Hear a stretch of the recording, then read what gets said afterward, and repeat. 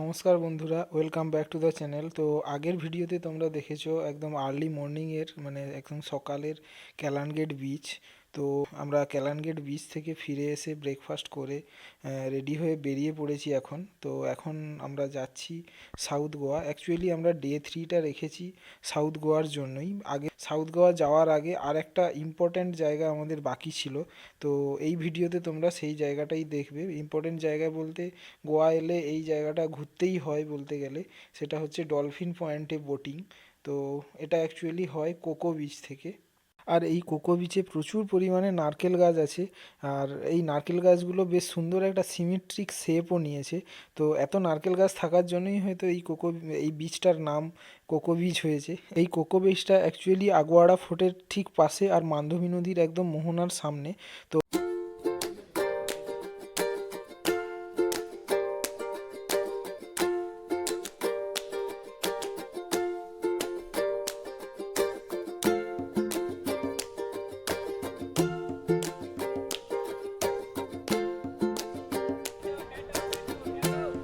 আমরা পৌঁছেই বোটিংয়ের টিকিট কাউন্টারে গিয়ে টিকিট নিয়ে মোটামুটি বোটে উঠে পড়লাম। তো পার হেড টিকিট পড়েছিল 400 টাকা করে।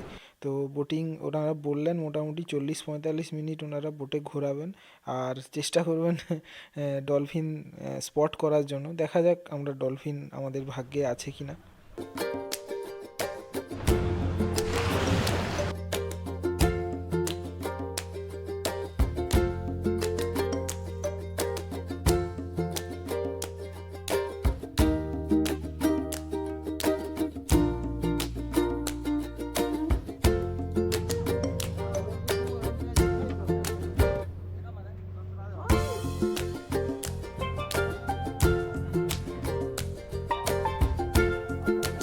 তো বোটিং করার সময় মান্ডবী নদীর হারবার থেকে একদম আগুয়াড়া ফোর্টটা ক্লিয়ারলি দেখা যায়। আগুয়াড়া ফোর্ট, তার সাথে আগুয়াড়া লাইট হাউস, আর তার পাশে সেন্ট্রাল জেল, সব কিছুই একদম এখান থেকে দারুণ সুন্দর দেখা যায় এবং ভিউটাও বেশ সুন্দর।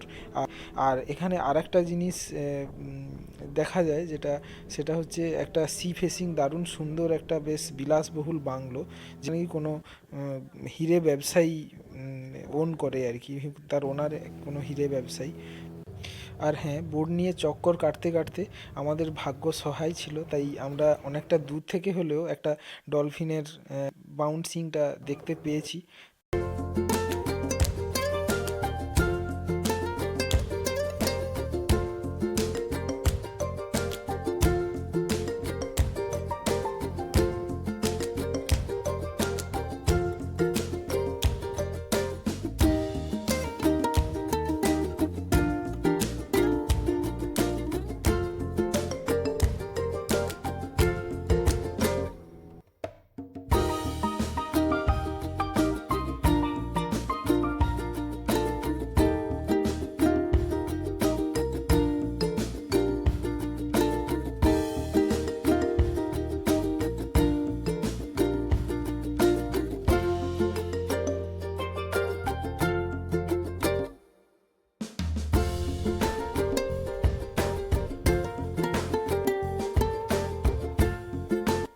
তো এখান থেকে বেরিয়ে আমরা রওনা দিলাম সাউথ গোয়ার উদ্দেশ্যে।